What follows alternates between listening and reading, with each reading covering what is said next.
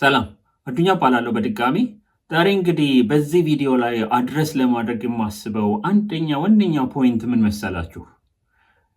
አሁን በቅርብ ቀን ወይም በቅርብ ጊዜ ውስጥ in the last 3 4 5 years ከኢትዮጵያ ወደ ዩኤስ ማይግሬት አድርጋችሁ አሜሪካ ውስጥ ሆናችሁ ደግሞ ወደ ቴክኖሎጂ ሴክተር shift ለማድረግ እያሰባችሁ ያላችሁ ሰዎች ምንድነው መከተል ያለብኝ ስቴፕ? አንድ በአንድ የሚያጋጥመኝ ቻሌንጅ ምንድነው? ኮመንሊ የሚሰሩ ስህተቶች ምንድናቸው? እንዴት ልለፋቸው የምትለዋ ሮድ ማፕ ላይ በጣም ኮመንሊ እያየሁት ያለሁት ሚስ አንደርስታንዲንግ አለ። ወይም ሚስ አንደርስታንዲንግ ባንለው ያለመረዳት ነገር ምንድነው መደረግ ያለበት ነገር የምትለዋን ያለመረዳት ነገር በጣም እያስተዋልኩ ስለሆነ በርካታዎቻችሁ ላይ በተለይ እኛ ጋር የቴክኖሎጂ ፊልድ ለመማር ስትደውሉ ወይም የትኛውን ፊልድ ልምረጥ ብላችሁ ለማማከር ስትደውሉ እስከዛሬ ስናተኩር የነበረው ነገር የትኛው ፊልድ ይሻላችኋል? ፉል ስታክ ይሻላችኋል? AWS ይሻላችኋል? ሼርፖይንት ይሻላችኋል? የስንት ወር ይወስዳል? እንዴት ነው የምታጠኑት? የምትለውን ቴክኒካል ፓርቷ ላይ ፎከስ ያደረገችውን አድቫይዝ ነበረ ስንሰጣችሁ የነበረው እና ግን እያስተዋልኩት ያለሁት ነገር ግን ቢገር የሆነው ፒክቸር ቢገር የሆነው ሮድማፕ አንድ ኢሚግራንት አሳን ኢሚግራንት አሜሪካ ውስጥ ሲመጣ ከዛ በኋላ ደግሞ ወደ ቴክኖሎጂ ሴክተር ሽፍት ለማድረግ ሲሞክር የሚያጋጥሟቸው ቻሌንጆችና እንዴት ማለፍ እንዳለበት ላይ ምን ማድረግ እንዳለበት ግን የሆነች ግልጽ ያልሆነች ፖይንት አለች። ብዙዎቻችሁ ላይ ተደጋጋሚ ያየሁት ነገር ሰሞኑን በተለይ በርካታ ከዚህ ጋር የተያያዙ ጥያቄዎችን ነበር ሳስተናግድ የነበረውና ምን ላድርግ መሰላችሁ? እኔ ይሄንን ስቴፕ አንደኛ እንደ ኢሚግራንት ሆኜ አልፌዋለሁ። የዛሬ 18 ዓመት ነው ወደ ዩኤስ ማይግሬት ያደረግኩት። እንደ ኢሚግራንት ልክና አሁን በቅርብ እየመጣችሁ ያላችሁ ሰዎች የሚያጋጥማችሁን ቻሌንጅ እኔም አልፌዋለሁ። ፕላስ ከኔ ጋር የመጡ ልጆች ጓደኞቼ፣ ዘመዶቼ in the last 18 years ተደጋጋሚ አንድ አይነት ቻሌንጆችን ሲያጋጥማቸው ተደጋጋሚ አንድ አይነት ስህተቶችን ሲሰሩ ሲያልፉ ያስተዋልኩት ነገር አለና እንደ ኢሚግራንት እኔ ራሴ ኤክስፒሪየንስ ያደረግኩት ነገር ነው። ፕላስ እኔ እዚህ ሀገር ከመጣሁ በኋላ ደግሞ ወደ ቴክ ሴክተር እኔም ራሴ ትራንዚሽን አድርጌያለሁ የዛሬ 17 ዓመት። እኔም ትራንዚሽን ለማድረግ የሄድኩበት ስቴፕ አለ። ተጨማሪ ደግሞ እንዳልኳችሁ ጓደኞቼ ሊሆኑ ይችላሉ። እኛ እንደ እድል ሆነው ቀድመናቸው ወደ ቴክ ሴክተር ከገባን በኋላ አድቫይስ እናደርጋቸው የነበሩ ልጆች የተከተሉትና ያጋጠማቸው ቻሌንጅ አለ። እንደ ላስት 6 years ደግሞ በኢቫንጋዲ ስር እነዚህን የቴክ ሴክተሮች ስናስተምር ተምረው ወደ ገበያው ላይ የሚወጡ ሰዎች እያጋጠማቸው ያለ ቻሌንጅ እንዴት አድርገው እያለፉ እንደሆነ ምናምን በስነ ስርዓት እያየን ስለሆነ እኔ ፐርሰናሊ in the last 18 years ያያስኩትን ኤክስፔሪየንስ ተጠቅሜ እንደ አዲስ ዛሬ ቢሆን ማይግሬት የማደርገው ወደ ዩኤስ ሰክሰስፉሊ ማይግሬት አድርጌ ከጨረስኩ በኋላ ሰክሰስፉሊ ደግሞ ወደ ቴክ ሴክተር ለመግባት ምንድን ነው መከተል ያለብኝ ስትራቴጂ የምትለዋን አንድ በአንድ ለማስረዳት ልሞክር። ግልጽ ከሆነላችሁ ሮድማፕ ኮመን የሚሰሩት ስህተቶች ግልጽ ከሆነላችሁ እናንተ እነሱን ስህተቶች እንዳትሰሩ ኮመን የሆኑት ሰክሲድ ለማድረግ ሰው መከተል ያለበትን ስትራቴጂ ሼር ካደረኳችሁ እናንተ እነሱን ስትራቴጂዎች ወስዳችሁ ከእናንተ ጋር ደግሞ እንዲገጣጠም አድርጋችሁ ፐርሰናላይዝ አድርጋችሁ ከስተም የሆነ ስትራቴጂ እንድታወጡ ስለሚጠቅማችሁ አንድ በአንድ ወደ ታች ወርጄ ዛሬ አብረን ከኢትዮጵያ ማይግሬት እናድርግና ምንድነው የሚያጋጥመን ቻሌንጅ፣ ምንድነው ማድረግ ያለብን ኢቨንቹዋሊ ወደ ቴክ ሴክተር ሰክሰስፉሊ ትራንዚሽን ለማድረግ ወይም አሴን ኢሚግራንት አሜሪካ ውስጥ ሰክሲድ ለማድረግ ምን ስቴፖችን ነው መከተል ያለብን የሚለውን በደንብ ዘርዝሬ ለማብራራት እሞክራለሁ። እነዚህን በአራት ሜጀር ስቴፖች ከፋፍያቸዋለሁ። እነዚህ ኤኒ ኢሚግራንት ወደ አሜሪካ ሲመጣ እነዚህን አራት ስቴፖች ማለፍ አለበት እና አንድ በአንድ ቀስ ብዬ እነዚህን ስቴፖች በእያንዳንዱ ስቴፕ ላይ የሚያጋጥማችሁን ቻሌንጅ ይኸው እዚህ ጋር ዘርዝሬ ያስኩታለን። እንዴት ማለፍ እንዳለባችሁ ምናምን ቀስ ብለን እንሄዳለን። ምናልባት ሁሉንም ከቨር ለማድረግ ጀነራል የሆነውን ነገር ስለሆነ እዚህ ቪዲዮ ላይ ከቨር የምናደርገው ዲቴል እንድንገባ የምትፈልጉት የሆነ ስቴጅ ላይ ሊሆን ይችላል። የመጀመሪያው ስቴጅ ላይ ሊሆን ይችላል። ሁለተኛው ስቴጅ ላይ ሊሆን ይችላል። ዲቴል እንድንገባ የምትፈልጉበት ቦታ ካለች ደግሞ ኮመንቱ ላይ ጥያቄያችሁን አስቀምጡልኝና እነሱን ደግሞ ሰብስቤ የበለጠ ዲቴል እያብራራው ሄዳለሁ። ይሄ ሮድማፑ ግልጽ ከሆነላችሁ የሚያጋጥማችሁ ቻሌንጅ ግልጽ ከሆነላችሁ ከእናንተ በፊት ቀድመን ከመጣ ነው እነዚህን ኤክስፔሪየንሶች መሰብሰብ ከቻላችሁ ቻሌንጁ ሪላቲቭሊ ኢዚየር ይሆናል ለእናንተ ብዬ ስላሰብኩ ነው ይህንን ለመስራት የወሰንኩት። እንጀምር። የመጀመሪያው ስቴፕ አንድ ኢሚግራንት ወደ አሜሪካ ሲመጣ አቺቭ ማድረግ ያለበት ስቴጅ የኢንዲፔንደንሱን አቺቭ የማድረግ ስቴጅ ነው። ምናልባት 4 ስቴጆች አሉ ብያቸዋለሁ አይደለ? ይሄኛው ስቴጅ is probably the hardest ስቴጅ ነው ለኢሚግራንት። ለእኔም የመጀመሪያው ዓመት ተኩል ላይ ያጋጠመኝ የነበረ ኢንዲፔንደንት ሆነው ማንም ላይ ሳንጠለጠል በራሳችን እንችለን ለመኖር የሚደረገው የመጀመሪያው ዓመት ትግል ከባድ ትግል ነው። አሁን ኢቫንጋዲ ጋር ስትደውሉ አንዳንድ ጊዜ የቴክኖሎጂ ሴክተር ለመማር የምትፈልጉ ሰዎች እዚህ ገና ኢንዲፔንደንሳችሁን ያልያዛችሁበት የመጀመሪያው ካፕል ኦፍ መንዝስ ላይ ያላችሁ ሰዎች ቴክኖሎጂ ፊልድ ለመማር ገና ነው ጊዜው። this is not the right time። ምክንያቱም ገና ብዙ ሎድ አለባችሁ እናንተ ላይ። ምን ማለቴ ነው መሰላችሁ? ይሄ ኢንዲፔንደንስ አቺቭ መደረግ ያለበት ስቴጅ ስላችሁ አሜሪካ ውስጥ ወንድም ቢኖራችሁ፣ እህት ብትኖራችሁ፣ አክስት ቢኖራችሁ፣ የቅርብ ዘመድ ቢኖራችሁ እዛ ዘመድ ቤት ቁጭ ብላችሁ ለረጅም ጊዜ እሱ እየተንከባከባችሁ እሱ እያኖራችሁ መኖር አይቻልም። ካልቸሩም አይፈቅድም፣ የኑሮ ስታይሉም ሁኔታውም አይፈቅድም። ኢትዮጵያ ውስጥ እኛ የለመድነው ከክፍለ ሀገር ለምሳሌ እኛ ቤት አንድ ሰው ሲመጣ በቃ ሴትል እስክታረግ ድረስ ሴትል እስኪያረግ ድረስ 1 ዓመት እኛ ጋር ይኑር፣ 2 ዓመት እኛ ጋር ይኑር ይባልና አንድ ሩም ይሰጠውና ይኖራል። ትምህርት ቤት ይሄዳል። ሴትል እስኪያደርግ ወይ አግብቶ እስኪወጣ ወይ ስራ አግኝቶ እስኪወጣ 1-2 ዓመት ሊቆይ ይችላል። አሜሪካ ውስጥ እንደሱ አይደለም። ኤክስፔክቴሽን ልክ በገባ እግራችሁ መሬት በረገጠ በወሩ እንደምንም ተማሙታችሁ ስራ ይዛችሁ በቀን 10 ሰዓት 15 ሰዓት መስራት ካለባችሁ 15 ሰዓት ሰርታችሁ ምግባችሁን፣ ትራንስፖርቴሽናችሁን፣ የቤት ኪራያችሁን ራሳችሁ ከቨር እንድታደርጉ የራሳችሁ የምትሉት ሰው ራሱ ኤክስፔክት ያደርጋል። ይሄ እናንተን ስለማይወዳችሁ ወይም ምናምን ሳይሆን በቃ ካልቸሩ ነው። የአሜሪካ ህይወት የሚያስገድደው ነገር ነው። እና ስትመጡ ወደ አሜሪካ አይ ወንድሜ ጋር ነው የሚሄደው፣ አይ እህቴ ጋር ነው የሚሄደው፣ አይ ዘመዴ ጋር ነው የሚሄደው እና የመጀመሪያውን ስራ እስኪይዝ ድረስ ሴትል እስካደርግ ድረስ የሚጠብቀኝ ሰው አለኝ ብላችሁ በኮንፊደንስ የመምጣት ነገር አለ። እኔም ያደረግኩት ነገር ስለነበረ ነው። ብዙዎቹም ጓደኞች ያደርጋሉ። ግን እዚህ ስትገቡ የመጀመሪያውን ወር እስክትረጋጉ ድረስ ሊጠብቋችሁ ይችላል። ከዛ ግን ተነስ እንጂ ስራ ያዝ እንጂ እርዳን እንጂ እኛ ቤት አጽድተን ምግብህን ገዝተን ምግብህን አብስለን አይሆንም። የሆነ ኮንትሪቢዩት ማድረግ ጀምር ኢሚዲየትሊ የሚለው ዲማንድ ከቤተሰቦቻችሁ ራሱ ስለሚመጣ እናንተም ይህንን አውቃችሁ በገባችሁ በፍጥነት ኢንዲፔንደንሳችሁን አቺቭ ማድረግ አለባችሁ። እንዴት ነው አቺቭ የምታደርጉት? አሁን እዚህ ጋር ቴክኖሎጂ ሴክተር ላይ ቶሎ ብገባና ብማር እኮ ፉል ስታክ ብማር፣ ሼርፖይንት ብማር፣ ሚልሶፍት ብማር ቶሎ በዛ ገብቼ ስራ ስለሚይዝ ብሎ የሚያስባለ ኢትስ ናት ዘ ራይት ስትራቴጂ አት ዲስ ስቴጅ። ምክንያቱም በፍጥነት ፉል ስታክ ተምራችሁ ወይም በፍጥነት ሼርፖይንት ተምራችሁ ቶሎ በወር በ2 ወር ስራ መያዝ የሚባል ነገር የለም። አዲስ ኢሚግራንት ከሆናችሁ ኢንዲፔንደንሳችሁን አቺቭ ማድረግ ያለባችሁ ነገር ምንድን ነው? ጉግል ላይ ትገቡና ሎው ኢንትሪ ቤሪየር ያላቸው የስራ ፊልዶች ምንድን ናቸው ብላችሁ መፈለግ ትችላላችሁ። ይህ ማለት ስራ ለማግኘት ስኪል የማይፈልጉ በጣም በኃይለኛው ዲማንድ ያላቸው ብዙም ባያስከፍሉ ሚኒመም ዌጅ ቢሆንም የሚያስከፍሉት ግን ቶሎ ስራ የሚያስይዙ ፊልዶች ምንድን ናቸው ብላችሁ ነው መፈለግ። የመጀመሪያ ስራችሁ ይሄ ነው። ወደ አሜሪካ ስትመጡ እነዚህ ስራዎች ለምሳሌ እንደ ኤግዛምፕል ላስቀምጥላችሁና ይሄ ዌርሃውስ ውስጥ መስራት ሊሆን ይችላል። የአማዞን ዌርሃውስ ውስጥ ፓኬጅ ደርዳሪነት ሊሆን ይችላል።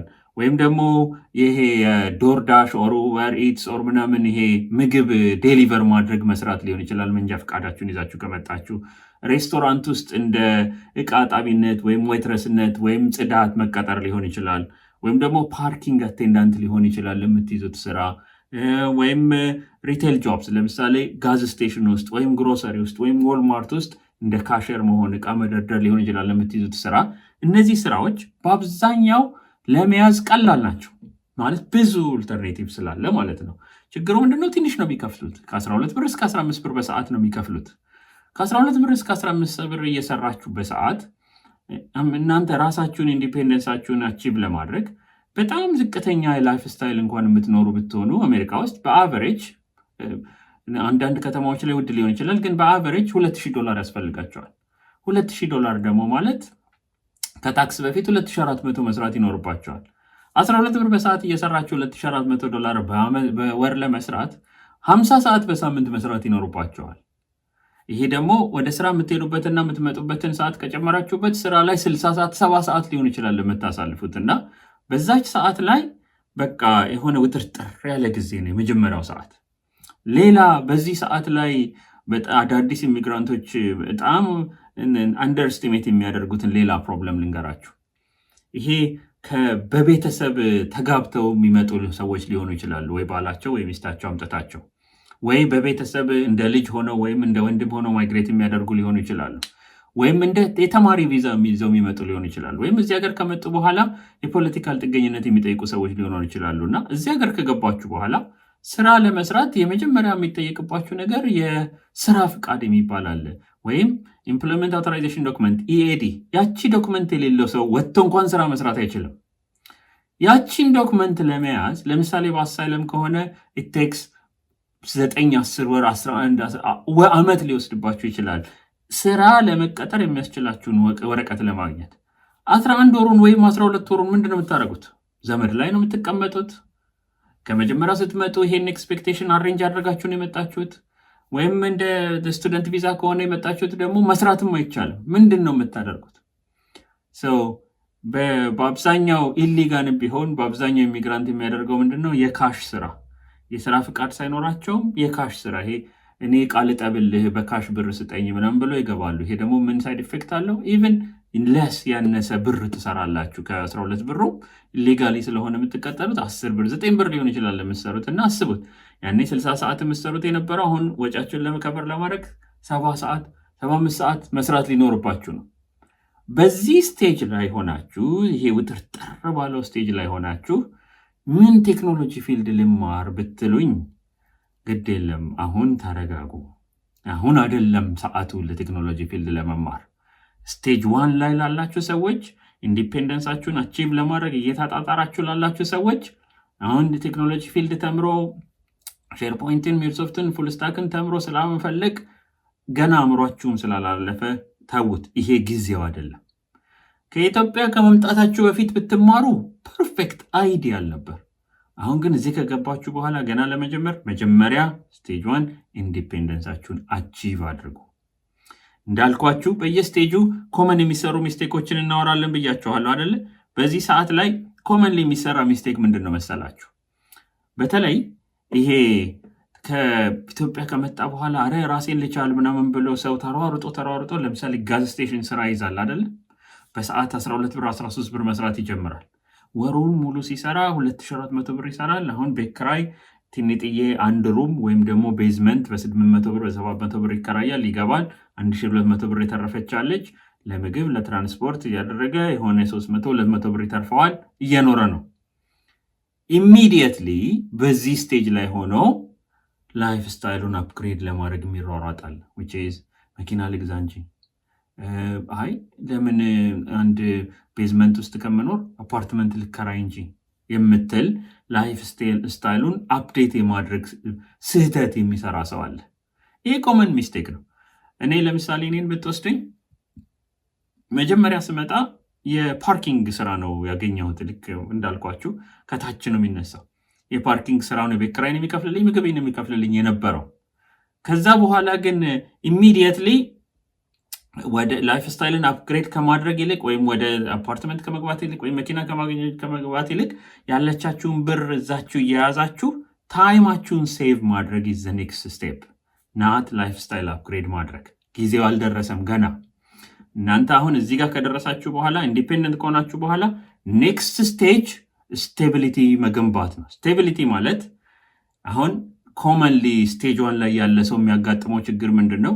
2000 ብር የመጀመሪያ ወር ላይ ስትሰሩ እንዴ አሪፍ ብር ሰራው። በተለይ በኢትዮጵያ ትመቱትና እንዴ እኮ ማለት ስንት 100,000 ብር እኮ ነው የሰራሁት ምናምን ብላችሁ ትመቱትና ግን ከ2 ወር ከ3 ወር በኋላ የምታዩት ነገር ግን ምንድነው? 2000 ብር አይበቃም። አሜሪካ ውስጥ ከእጅ ወደ አፍ የሆነ ኑሮ ነው የሚያስኖራችሁ 2000 ብር በወር። ያ ደግሞ ማለት ሳታስቡት ስልክ ታስገባላችሁ፣ ኢንተርኔት ታስገባላችሁ። አሁን ላፕታፕ የላችሁም፣ ላፕታፕ ትገዛላችሁ።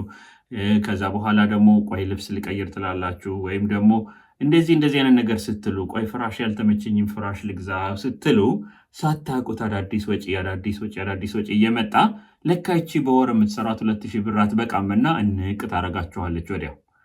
ብዙ ሰው የሚያደርገው ምንድነው? እዚህ ስቴጅ ላይ የሚሰራውን ሰዓት ይጨምራል። ሰምታችሁ ሊሆን ይችላል። አሜሪካ ውስጥ እኮ አንድ ስራ መስራት አይበቃም፣ 2 ስራ ነው የሚሰራው፣ 3 ስራ ነው የሚሰራው የሚባለው ልክ የመጀመሪያው ስራ አንድ ሩም ውስጥ ጥንጥዬ ላይፍ ስታይልን ከበር ማድረግ ስትችልለት እዛ ላይ ከማቆም ይልቅ አፕግሬድ ያደርጋል። አይፎን መኪና ልግዛ ይላል፣ ኢንሹራንስ ይኖርበታል፣ የመኪና ፔመንት ይኖርበታል። አፕግሬድ ያደርጋል አይፎን። ቆይ አፓርትመንት ውስጥ ልግባ ይላል። ስለዚህ ወጪው ስለማትበቃ 2 ስራ መስራት ይጀምራል። ይሄ ኮመን የሆነው ብዙውን ሰው አፍኖ የሚያስቀረው ስህተት ገና ከመጀመሪያው ላይፍ ስታይላችሁን ከአቅማችሁ በላይ አፕግሬድ የማድረጉ ነገር ነው። ይህንን ከማድረጋችሁ በፊት የእናንተ ስራ አሁን ስታቢሊቲ ክሪኤት ማድረግ ነው። ስቴጅ 2 ስቴቢሊቲ ክሪኤት ማድረግ ነው። ስቴቢሊቲ ማለት ይሄ ሳትረበሹ በቀን ከ8 ሰዓት በላይ ሳትሰሩ ምግባችሁን፣ መጠጣችሁንና ቤት ክራያችሁን የሚከፍልላችሁ ኮንሲስተንት የሆነ ኢንካም ጋር መድረስ ነው ስቴጅ 2። አሁን ስቴጅ 2 ላይ ያለ ሰው 2 ነገር ያሟላ ነው። አንደኛው በአንደኛ መንገድ የሚሄዱ ሰዎች አሉ። ጎበዞች ናቸው እነዚህ ሰዎች። ኢንካማቸውን ከመጨመር ይልቅ ወጫቸውን ሊሚት ማድረግ ላይ የሚያተኩሩ አሉ።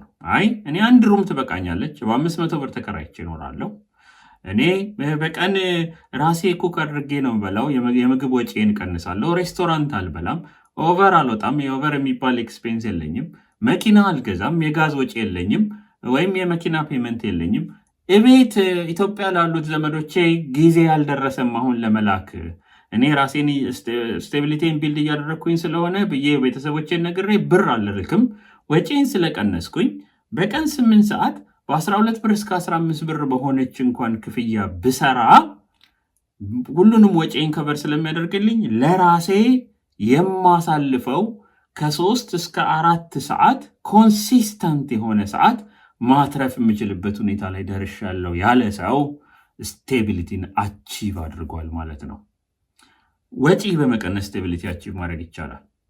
ኦር ሌላኛው መንገድ ደግሞ ትንሽ ገቢን በመጨመር ለምሳሌ ቅድም የነገርኳችሁ ሎው ኢንትሪ ባሪየር ያላቸው ፊልዶች ብያችሁ ያየናቸው አሉ አይደለ? እንደዚህ ዴሊቨሪ ስራዎች ምናምን። አሁን ደግሞ ከዛ ትንሽ ሻል ያሉ በሰዓት $20 $22 የሚያስከፍሉ ደግሞ ሌሎች ስራዎች አሉ። በቀላሉ ከ2 ወር እስከ 3 ወር ትሬኒንግ ወስዳችሁ ልታገኟቸው የምትችሏቸው ስራዎች። አሁን ከቴክኖሎጂ ፊልድ አንግል ነው እያወራን ያለ ነው አይደለ? ኮመን ሚስኮንሰፕሽን እዚህ ጋር ልንገራችሁ። እኔ ወደ ቴክ ኢንዱስትሪ በዞርኩበት ጊዜ ወይም ደግሞ እስከ 2017-18 ድረስ የቴክኖሎጂ ሴክተርን 2 ወር 3 ወር አጥንቶ ስራ ፈልጎ መያዝ በጣም ማርኬቱ የሚፈልገው ነገር ስለነበረ ካታጎሪው የሎው ኢንትሪ ባሪየር የሚባለው ካታጎሪ ውስጥ ነበረ። የቴክኖሎጂ ሴክተር ያለ ብዙ ልፋት ስራ ማግኘት የምትችሉበት ፊልድ ነበረ። የቴክኖሎጂ ፊልድ ዴታቤዝ ብታጠኑ፣ ሼርፖይንት ብታጠኑ፣ ፉልስታክ ብታጠኑ፣ AWS ብታጠኑ 3 ወር መተውን ጊዜ ሳታጠፉ ቶሎ ስራ መያዝ ትችሉ ነበረ። ያኔ ከ2018-19 በፊት not anymore። ከዚህ መጀመሪያ ኢንዲፔንደንሳችሁን አቺቭ ካደረጋችሁበት ከመጀመሪያው ስቴጅ ወደ ሁለተኛው ስቴጅ ስቴቢሊቲ ቢልድ ለማድረግ ስትሞክሩ አይ ትንሽ እስቲ ገቢን ወደ 20 ወደ 22 ብር ከፍል አድርግ ብላችሁ ስታስቡ ቴክኖሎጂ ፊልድ አሁን መማር again is not the right time yet። ምክንያቱም ስቴቢሊቲ ከሌላችሁ ቴክኖሎጂ ፊልድ ላይ ገብታችሁ ተምራችሁ ለማጥናት ስትሞክሩ በቀን 3 እስከ 4 ሰዓት ማግኘት የማትችሉ ከሆነ ሰክሲድ አታደርጉም። ምክንያቱም ፉክክር አለ። ሁሉም ሰው አሁን ቴክኖሎጂ ሴክተር ላይ መግባት ይፈልጋል ለብዙ ምክንያት። አንደኛ ኃይለኛ ሌቨሬጅ ስለሚሰጣችሁ፣ ሶስተኛው ስቴጅ ላይ ያለ ነገር ነው እናወራዋለን። ክፍያው አሪፍ ስለሆነ፣ ከቤት ስለሚሰራ፣ ሃይሊ ስትረስፉል ስላልሆነ በብዙ መንገድ ወደፊት ወደ ቴክኖሎጂ ፊልዱ ወደዛ እየሆነ ስለሆነ የሚሄደው ገና ካሁኑ ልግባ ብሎ የሚያስብ ብዙ ሰው ስላለ በብዙ ምክንያት ቴክኖሎጂ ሴክተር ላይ ሰው መግባት ስለሚፈልግ ኮምፒቲሽን ስላለ በአንዴ በ3 ወር በ4 ወር በ2 ወር ትሬኒንግ ፔኔትሬት ማድረግ አብቅቶለታል። አሁንና ገና ስቴብል ሳትሆኑ በቀን ከ3 ሰዓት እስከ 4 ሰዓት የምታጠኑበት ጊዜ እንዳላችሁ ኮንሲስተንትሊ ለሚቀጥለው 6 ወር 8 ወር ማጥናት የምትችሉበት ቦታ ላይፍ ላይ መድረሳችሁን እርግጠኛ ካልሆናችሁ መጀመሩ ሚኒንግ የለውም። እዚህ ጋር አሁን እኔ ጋር የምትደውሉ ልጆች አላችሁ። ዱኛ ወደ ኢትዮጵያ ከመጣሁ እንደዚህ በቅርብ ጊዜ ነው የመጣሁትና አሁን እዚህ ጋር እንደዚህ አይነት ስራ ይዣለሁ፣ ግን እዚህ ጋር ያለው ስራ እያደከመኝ ስለሆነ እየከበደኝ ስለሆነ እኔ ቶሎ ወደ ቴክኖሎጂ ፊልድ መዞር እፈልጋለሁ። ምን ላጥና? ስቴብል ካልሆነ ላይፋችሁ ዲስ ሞመንት ለማጥናት ራሱ ጊዜ ስለሌላችሁ ፊልድ ይሄንን ብታጠና ይሻላል ብዬ ቢሞክራችሁ ራሱ ሚኒንግ የለው። ለእናንተም ገና ጊዜው አልደረሰም።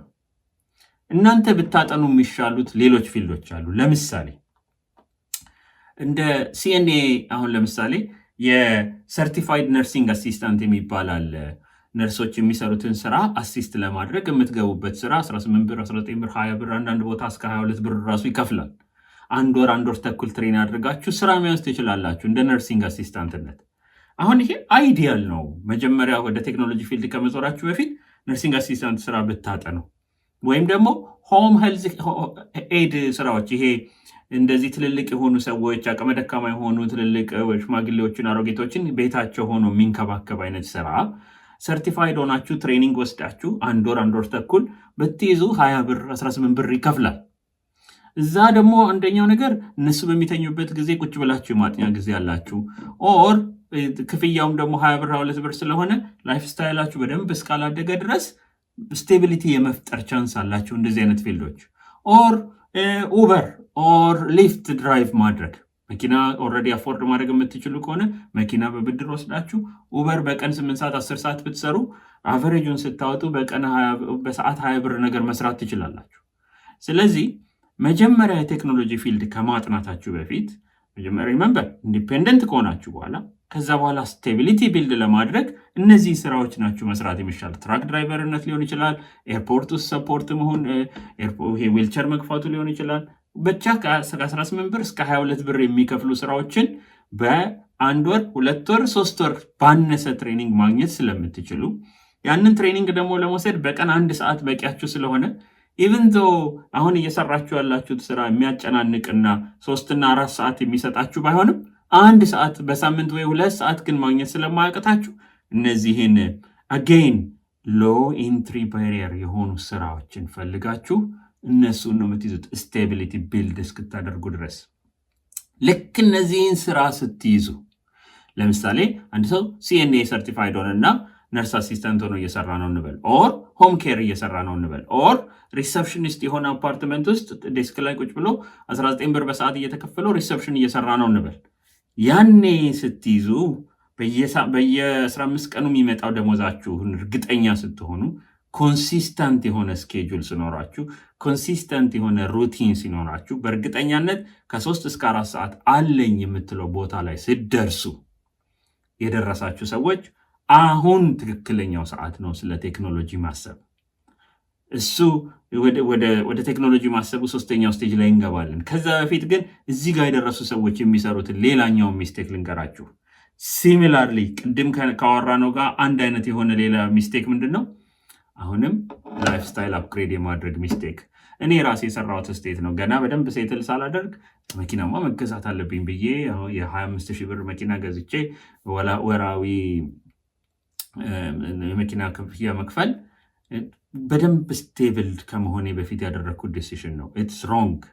እኔም ፐርፌክት አልነበርኩም። ብዙ ኢሚግራንት ሲሰራ የማየው ስህተት ነው። ቫኬሽን መውሰድ፣ እሷን ስህተት እንኳን እኔ አልሰራሁም። ከአቅም በላይ የሆነ ገና ሴቪንግ ሳይኖራችሁ ገና ስቴብል ሳትሆኑ እስቲ ቆይ ቫኬሽን ማያሚ ሄጄ ቢች ዳር ሄጄ ተዝናንቼ ፎቶ አንስቼ ለኢንስታግራሜ ለፌስቡኬ ይሁነኝ የምትለው አይነት ወጪ የምታበዛ ነገር፣ ወይም ደግሞ ይሄ ናይት ላይፍ ላይ ከአቅማችሁ በላይ ወጪ የሚያወጣ ነገር ላይፋችሁን አፕግሬድ አድርጎ እቺ ስቴቢሊቲ እና ሩቲን ቢልድ ማድረጉን ይረሳና መኖር ይጀመራል። መኖር አልተጀመረም ገና። አሁን ኢንዲፔንደንት ሆናችሁ ስቴብል ሆናችሁ ማለት መኖር ወይም ስፔንድ ማድረግ ወይም ኮምፎርታብል የኑሮ ደረጃ ላይ ደርሳችኋል ማለት አይደለም። ለመማር ለማደግ የምትችሉበት ቦታ ላይ ደርሳችኋል ማለት ነው። ስቴጅ 2 አደራችሁን። እዚህ ላይ ያላችሁ ሰዎች ጎላችሁ አንድና አንድ ብቻ ነው። በቀን ከ3 እስከ 4 ሰዓት ለማደግ ራሳችሁን ለማስተማር ራሳችሁን ለማሳደግ የምትችሉበት በቀን ከ3 ሰዓት የተረፈ አእምሯችሁ ፎከስድ ሆኖ በቂ ረፍት ኖሯችሁ ኮንሲስታንት የሆነ ሰዓት ማትረፍ ነው ስራችሁ። ናት ብር መስራት። ሌላኛው ኮመን ሚስቴክ እዚህ ጋር ምንድነው መሰላችሁ? በሰዓት እኮ 18 ብር መሰራ እኮ ከሆነ 8 ሰዓት ከምሰራ 16 ሰዓት እኮ ብሰራ ትርፍ አገኛለሁ፣ ሰው የተረፈችኝን እኮ ሴቪንግ ቢልድ ባደርግ ብለው የሚሸወድ ሰው አለ። አሁን አይደለም ታይሙ። ከ18 ብር ላይ ለሴቪንግ አይደለም መስራት ያለባችሁ፣ ታይማችሁን አሁን ሴቭ ማድረግ ያለባችሁ፣ ናት ብራችሁን። አዲስ ስቴጅ ያላችሁ ሰዎች ልድገመላችሁ፣ ይሄ ኮመን ሚስቴክ ስለሆነ ነው። ሁለተኛ ስቴጅ ላይ ያላችሁ ከ18 ብር እስከ 22 ብር እስከ 24 ብር እየሰራችሁ ያላችሁ ሰዎች ነምበር 1 ጎላችሁ ታይማችሁን ማትረፍ ነው፣ ናት ገንዘባችሁን። ሞር ሰርታችሁ ገንዘብ ከመስራት ይልቅ ትንሽ ሰርታችሁ ራሳችሁን ማሳደግ ላይ ነው ማተኮር ያለባችሁ። ምክንያቱም ልንገራችሁ፣ ስቴጅ 3 ስቴጅ 1 ኢንዲፔንደንስ ቢልድ ማድረግ፣ ስቴጅ 2 ስቴቢሊቲ ቢልድ ማድረግ፣ ስቴጅ 3 ሌቨሬጅ ቢልድ ማድረግ ስቴጅ ነው። አሁን እዚህ ጋር በደንብ ስሙኝ። ይሄ በደንብ ያስተዋልኩት ነገር ስለሆነ ነው፣ ወይም ሰርች ብታደርጉም ታዩታላችሁ። አሜሪካ ውስጥ አንድ 10 ዓመት የሞላቸውን ኢሚግራንቶች ሰብስባችሁ በኢንካም ደረጃ ብትመድቧቸው ክሊር እኩል 2 የተለያዩ ግሩፖች ናቸው የምትፈጥሩት። መሀል ላይ ብዙ ሰው አታዩም። አንደኛው ግሩፕ ይሄ ማንዝ ቱ ማንዝ ቀን ቱ ቀን እንዴት ነው ቤት ኪራይን የምከፍለው እንዴት ነው መኪና ኪራይን የምከፍለው የምትለው ትግል ላይ ስቲል ያለ ግሩፕ አለ። ሌላኛው ግሩፕ ደግሞ በአመት ከ100,000 ብር ላይ መስራት ውስጥ ገብቷል። አንደኛው ግሩፕ ኮምፈርት ሌቭል ላይ ደርሷል። አንደኛው ግሩፕ ስቲል ማንዝ ቱ ማንዝ ትግል ላይ ነው። ከ10 ዓመት በኋላ ተመልሳችሁ ብታየው ልዩነቱ የሁለቱ ግሩፕ ልዩነት ምን መሰላችሁ? ይሄ የመጀመሪያው ስቴቢሊቲ ላይ በአብዛኛው ኢሚግራንት የመጀመሪያዋ 2 ዓመት ላይ ይደርሳል። በሰዓት 20 ብር መስራቱ ላይ በሰዓት 22 ብር መስራቱ ላይ ከ2 ዓመት እስከ 3 ዓመቱ ላይ ይደርሳል። ከ3 ዓመት እስከ 10 ዓመት ያለችውን 7 ዓመት ግን ኦር ከ3 ዓመት እስከ 8 ዓመት ያለችውን 5 ዓመት ግን የወሰነው ሞር ብር መስራት ላይ ከሆነ which is በሰዓት 20 ብር እየሰራ ያለው በሰዓት 20 ብር ሆኖ ሞር ሰዓት ጨምሮ ከ40 ብር 40 ሰዓት ከመስራት ወደ 50 ሰዓት መስራት 60 ሰዓት መስራትን ወስኖ በሰዓት 20 ብርን ሞር ሰዓት ሰርተው ጀነሬት ማድረጉን የወሰነ ሰውና አይ በሰዓት የምሰራውን ብር ከ20 ብር 40 ብር ከ20 ብር 50 ብር ማድረስ አለብኝ ሌቨሬጅ ቢልድ ማድረግ አለብኝ ብሎ የወሰነው ሰው ነው የተለያየ ግሩፕ ውስጥ የሚገባው። እዚህ ጋር ኦቨር እየነዳ ያለ ሰው በቀን 8 ሰዓት ከመስራት በቀን 10 ሰዓት ሰርቼ ሞር ብር ላገኝ ከሚለው ይልቅ በቀን 8 ሰዓት እየሰራው ተምሬ በሰዓት የምሰራውን ብር ልጨምር ያለው ሰውዬ ነው ኮምፎርታብል ላይፍ ውስጥ ከ10 ዓመት በኋላ የሚገባው። እነዚህ ሁለት ግሩፖች ልዩነታቸው አንድ ነው። አንደኛው ሰዓቱን መሸጥ ላይ ያተኩራል፣ አንደኛው ሌቨሬጅ ቢልድ ማድረግ ላይ ያተኩራል። እቺ ሌቨሬጅ ቢልድ ማድረግ የምትለው ኮንሰፕት ራሷ ትንሽ ግልጽ ስላልሆነች ዲፋይን ላድርግላችሁ። በዴፊኒሽን ልጀምርላችሁ። ዴፊኒሽኑ ምንድነው መሰላችሁ? ሌቨሬጅ ቢልድ ማድረግ ማለት building leverage means creating systems, skills, relationships or tools to produce more results with the same amount of hour ማለቴ ሌቨሬጅ ቢልድ ማድረግ ማለት የሆነ ሲስተም የሆነ ስኪል የሆነ ኖሌጅ የሆነ ሪሌሽንሽፕ የሆነ ቱል መጠቀምን ችላችሁ በሰዓት 20 ብር ተሰሩ የነበረውን በሰዓት 30 ብር በሰዓት 60 ብር ወደ መስራት መቀየር መቻል ማለት ነው ሌቨሬጅ ማለት። ሰው እንዴት ነው ይህንን የሚያደርገው? ኮመን የሆነው ነገር ሁላችንም የምናውቀው ሁላችሁም የምታውቁት ነገር መማር፣ ስኪል ዴቨሎፕ ማድረግ። የሶፍትዌር ስኪል መማር አንዱ ስኪል ነው፣ ግን እሱ ብቻ አይደለም። ለምሳሌ ቅድም ሲኤንኤ የነበራችሁ ሰዎች የጤና ፊልድን የምትወዱ ከሆነ ነርሲንግ መማር መቀጠል ሊሆን ይችላል። ሲኤንኤ በሰዓት 20 ብር ይሰራል፣ ነርስ በሰዓት 40 ብር ወይም 50 ብር ይሰራል፣ ግን 4 ዓመት ይወስድባቸዋል። ኢንጂነሪንግ ሊሆን ይችላል፣ ሶፍትዌር ኢንጂነሪንግ ሊሆን ይችላል፣ ወይም ደግሞ ሌሎችም ፊልዶች። እነዚህ ይሄ ወደ ትሬን የምታደርጓቸውን ፊልዶች ሊስት ልሰጣችሁ ይችላሉ። ቴክኖሎጂ ላይ ከሆነ ሶፍትዌር ኢንጂነሪንግ አንዱ ነው። ኤአይ ኢንጂነሪንግ አንዱ ነው። ሳይበር ሴኪሪቲ ላይ ሊሆን ይችላል። ክላውድ ላይ ሊሆን ይችላል። ዴታ ኢንጂነሪንግ ላይ ሊሆን ይችላል። ሄልዝ ላይ ከሆነ ደግሞ ሬጅስተርድ ነርስ ሊሆን ይችላል። ነርስ ፕራክቲሽነር ሊሆን ይችላል። ዶክተሮች ሊሆኑ ይችላሉ። ማኔጅመንት ኮርስ ሊሆን ይችላል። ሴልስ ላይ ሊሆን ይችላል። ቢዝነስ ኦፕሬሽን ሊሆን ይችላል። ፋይናንስ ሊሆን ይችላል። ሲቪል ኢንጂነሪንግ፣ ኤሌክትሪካል ኢንጂነሪንግ፣ መካኒካል ኢንጂነሪንግ ሊሆን ይችላል። ኤኒቲንግ በሰዓት 20 ብር ሳይሆን 50 ብር ወደሚሰራ ፊልድ የሚያደርሳችሁን ስኪል አኳየር ማድረግ አለባችሁ። ኤኒቲንግ ሶፍትዌር እኔ የመረጥኩበት ምክንያት አለ። ብዙ ሰው የሚመርጥበት ምክንያት አለው። ግን ሶፍትዌር ብቻ አይደለም በሰዓት ወደ 50 ብር የሚያደርሳችሁ። ለምሳሌ የኤሲ ምናምን ጠጋኞች ሲኒየር ሲሆኑ በሰዓት 40 ብር ምናምን ወደሚሰሩበት ቦታ ይደርሳሉ። የምትወዱት ፊልድ ከሆነ እሱንም ቢሆን መማር አንድ ነገር ነው። ትልቁ ስህተት ያለው በሰዓት የምትሰሩትን ነገር ሳትጨምሩ ሰዓት ብቻ መጨመር። ውበር የምትሰሩ ከሆነ ከ8 ሰዓት መስራት ወደ 10 ሰዓት መስራት፣ ወይም ደግሞ አማዞን ዴሊቨሪ ከሆነ የምትሰሩት እዛችሁ ነርሲንግ እንትን የሄልዝ ኬር ሰርቪስ ከሆነ የምትሰጡት በቀን 8 ሰዓት ከመስራት በቀን ወደ 10 ሰዓት ከመስራት። በሰዓት የምትሰሩትን ኢምፕሩቭ የሚያደርግ ነገር ሳይሆን የሰዓቱን ኳንቲቲ የሚጨምር ሰው ኢቨንቹዋሊ ሉዝ የሚያደርገው ሰው እሱ ነው። እዚህ ስቴጅ ላይ ስትደርሱ በቀን 3 ሰዓት ያላችሁ 3 ሰዓት 4 ሰዓት 8 ሰዓት ከሰራችሁ በኋላ ኑሯችሁን ከበር ካደረጋችሁ በኋላ በቀን 3 ሰዓት 4 ሰዓት የሚተርፏችሁ ሰዎች ናው ኢዝ ዘ ቤስት ታይም ትምህርት ላይ ማሳለፍ። እንዳልኳችሁ ሶፍትዌር ብቻ አይደለም፣ ኤኒቲንግ ትምህርት። ሶፍትዌር የራሱ የሆነ ብዙ አድቫንቴጆች አሉት።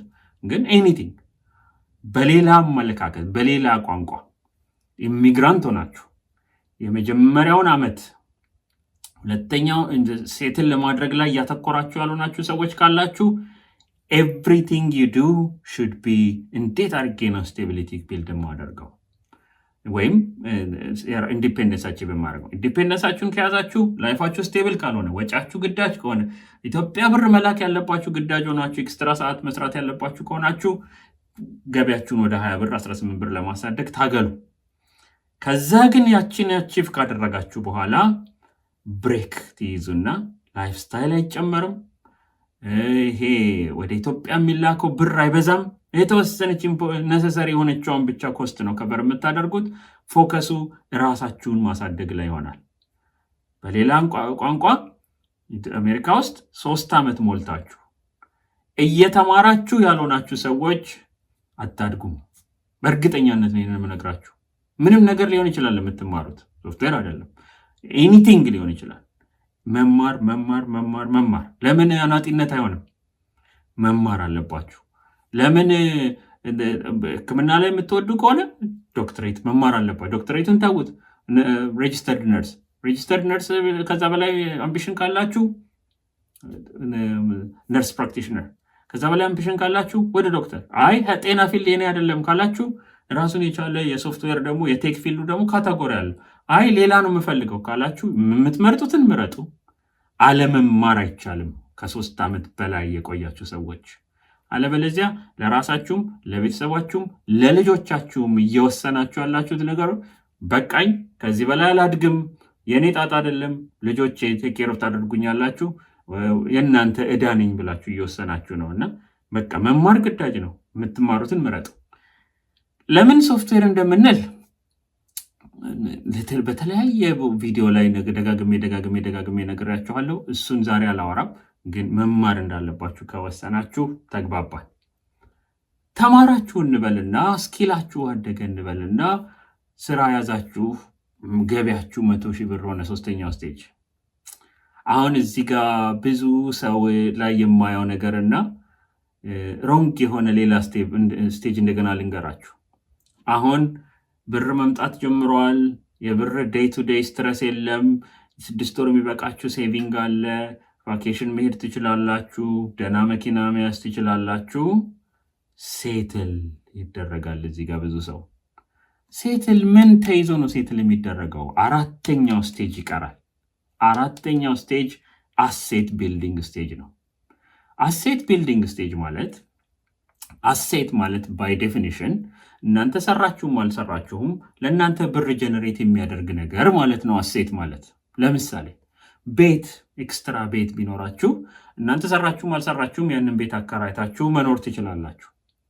ስቶክ ላይ ኢንቨስት ያደረጋችሁት ብር ቢኖር ወይም ደግሞ ቲቢል ላይ ኢንቨስት ያደረጋችሁት ብር ቢኖር ወይም ትሬዠሪ ላይ የገዛችሁት ብር ቢኖር በየዓመቱ እናንተ ሰራችሁም አልሰራችሁም ብራችሁ ራሱ ብር ያመጣላችኋል።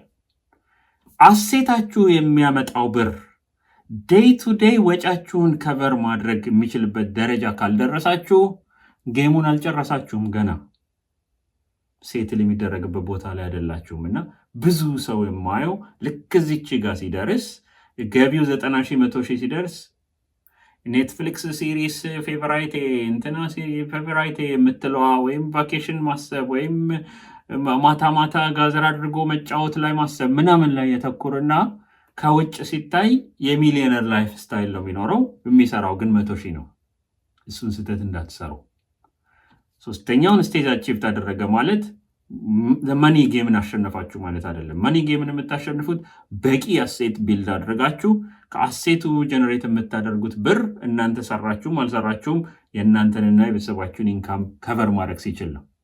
አሴት ማለት ደግሞ ሪል ስቴት አሴት ነው፣ ስቶክ አሴት ነው፣ ቢዝነስ አሴት ነው። The best thing you can do in my opinion is study business.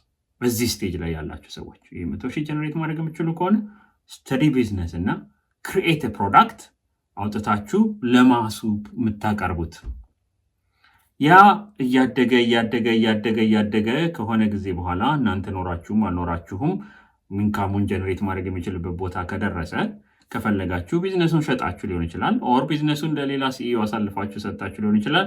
you can say ሪታይር አድርጌያለሁ ከዚህ በኋላ ግዳጅ አይደለም ማለት ትችላላችሁ። እዛ ጋር ሳትደርሱ ግን ሪላክስ ማድረጓ ላይ ብዙ ሰው ላይ ያየሁት ነገር ስለሆነ ነው እንደ ማስታወሻ የምነግራችሁ። እነዚህ 4 ስቴጆች መጀመሪያ ኢንዲፔንደንስ አቺቭ ማድረግ፣ ከዛ ስቴቢሊቲ፣ ከዛ ሌቨሬጅ፣ ከዛ አሴት ቢልዲንግ። እነዚህን 4 ስቴጆች ሲጨርሱ ኮንግራጁሌሽን። ከዛ ተመልሳችሁ መታችሁ የተማራችሁትን ለሌላ ሰው ሼር ማድረግ ትችላላችሁ፣ ኦር ጌሙን ማቆም ትችላላችሁ። ከዛ በፊት ግን ይሄንን ስቴጅ ማንም ኢሚግራንት የማያልፈው ስቴጅ የለም። በአብዛኛው ኢቫንጋዲ ላይ የምትማሩ ሰዎች ስቴጅ 3 ላይ ነው ያላችሁት። ስቴብል ሆናችሁ በቀን ከ3 እስከ 4 ሰዓት ላይ የምታገኙ ሰዎች ናችሁና በቀን ከ3 እስከ 4 ሰዓት እጃችሁ ላይ ኖሮ የማትማሩ ልጆች በእርግጠኛነት ነው የምነግራችሁ you're making a mistake. not for እኛን ሶፍትዌር ብቻ አይደለም ሳምቲንግ መማር አለባችሁ። በሰዓት የምትሰሩትን ኢንካም ከ20 ብር ወደ 50 ብር እስክታደርሱ ድረስ ኦር ትንሽ ከበድ ይላል። በእርግጥ ግን ትግል ቢኖረው በሰዓት 20 ብር እየሰራችሁ ያላችሁ ትራክ እየነዳችሁ ከሆነ ለምሳሌ ከትራክ ነጂነት ወደ ትራኪንግ ቢዝነስ ለመቀየር ስለ ቢዝነስ መማር ይኖርባችኋል። የግድ ሌላ ነገር ተምራችሁ ትምህርት አይ ለኔ አይሆንም ካላችሁ ኦር ነርሲንግ እየሰራችሁ ያላችሁ ሰዎች ነርሲንግ ቢዝነስ፣ ለምሳሌ ሆም ኬር ቢዝነስ በየቦታው ቢልድ መደረግ ያለበት ቢዝነስ ነው። ቢዝነስ ትንሽ ከበድ ይላል። ማርኬቲንግ አለው፣ ማኔጅመንት አለው፣ ፋይናንስ አለው። ቴክኖሎጂውን ራሱ ማወቅ ይኖርባቸዋል በተወሰነ ደረጃ ቢዝነሳችሁ ኮምፒተንት እንዲሆንና ብትደፍሩ የኔ ደስታ ወደ ቢዝነሱ ጃምፕ ብታደርጉ ነው። ካልሆነ ግን ከቢዝነሱ በፊት ሌቨሬጃችሁን ቢልድ ማድረግ አለባችሁ። ሌቨሬጅ ማለት መማር ነው። መማር ቴክኖሎጂ ሊሆን ይችላል። 3 ነገሮች ኤቭሪ ኢሚግራንት መማር አለበት ብዬ የማስበው አንደኛው ቴክኖሎጂ ነው። አትሊስት ፈንዳሜንታሉን ማወቅ አለባችሁ። ሁለተኛው ኮሚኒኬሽን ነው። አሜሪካ ውስጥ እየኖራችሁ፣ አውሮፓ ውስጥ እየኖራችሁ፣ ካናዳ ውስጥ እየኖራችሁ በእንግሊዝኛ ኮሚኒኬት ማድረግ በጣም ኮምፎርታብል ካልሆናችሁ ብር ጠረጴዛ ላይ እንደመጣል የሚሉት ነገር አለ። ሊቪንግ ማኒ ኦን ቴብል። እዚህ ሀገር ኮሚኒኬሽን ጎበዝ የሆኑ ሰዎች ኦፖርቹኒቲ ይከፈትላቸዋል። እንግሊዘኛችሁ ላይ በደንብ መስራት አለባችሁ። ሌላ 3ኛው ነገር ሴልስ እና ማርኬቲንግ ኤቭሪዋን ማወቅ አለበት። ስራ ለመያዝ ስኪላችሁን አውጥታችሁ ነው የምትሸጡት። መሸጥ መቻል ማወቅ አለባችሁና ሴልስ ኤንድ ማርኬቲንግ፣ ቴክኖሎጂ ኤንድ ኮሚኒኬሽን፣ እነዚህን 3 ስኪሎች መማር ግዳጅ ነውና at any stage ከነዚህ 3 ፒክ አድርጋችሁ አትሊስት መማር አለባችሁ። ከዛ ውጪ ይህንን 4ቱን ስቴጅ የማያልፍ ኢሚግራንት ስለሌለ ብሮደር የሆነው ሮድማፕ ይሄ ነው። ከኢትዮጵያ ከመጣችሁ ስቴቢሊቲ ደረጃ ላይ ያልደረሳችሁ ከሆናችሁ ዶንት ወሪ፣ ስለ ቴክኖሎጂ ፊልድ መማር አታስቡት፣ ጊዜያችሁ አይደለም። ስቴብል የሆናችሁ ግን መማር ስትፈልጉ የሚቀጥለው ጥያቄያችሁ ምን ልማር የምትለው ነች።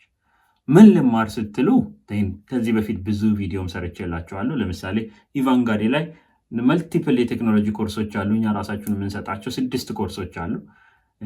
በአጭሩ የ6ቱም ቤዝ የ6ቱም ፋውንዴሽን ፕሮግራሚንግ ተምሮ ይሄ ፉል ስታክ ዲጂታል ዓለም የተገነባበትን ፍሬምወርክ አንደርስታንድ ማድረግ ኢዝ ዘ ፈንዳሜንታል ስቴፕ 1። ከዛ በኋላ ልታሰፉት ትችላላችሁ። ዲጂታል ዓለም ማለት ኢንተርኔት ላይ ብትገቡ ኢቫንጋዲን ጨምሮ ፌስቡክም፣ ቲክታክም፣ ኢንስታግራምም፣ ዋትሳፕም ኤኒቲንግ ኦን ዘ ኢንተርኔት የምትጠቀሙት ኢዝ ዘ ፉል ስታክ አፕሊኬሽን እና ያ እንዴት ነው የሚሰራው፣ ቢዝነሶች እነዚህ እንዴት ነው የሚጠቀሟቸው የሚለውን ጀነራል የሆነ አንደርስታንዲንግ መያዝ ኢዝ አ ቬሪ ስትሮንግ ፋውንዴሽን። ከሱ ላይ ተነስታችሁ ደግሞ ምን ብጨምርበት ስራ የማግኘት እድል ይሰፋል፣ ምን ባደርግበት ተወዳዳሪነት ይሰፋል የምትለዋን ፎከስ ሆናችሁ ዓመትም ቢወስድባችሁ 2 ዓመትም ቢወስድባችሁ 5 ዓመትም ቢወስድባችሁ እየተማራችሁ የምታሳድጉት ነገር ነው።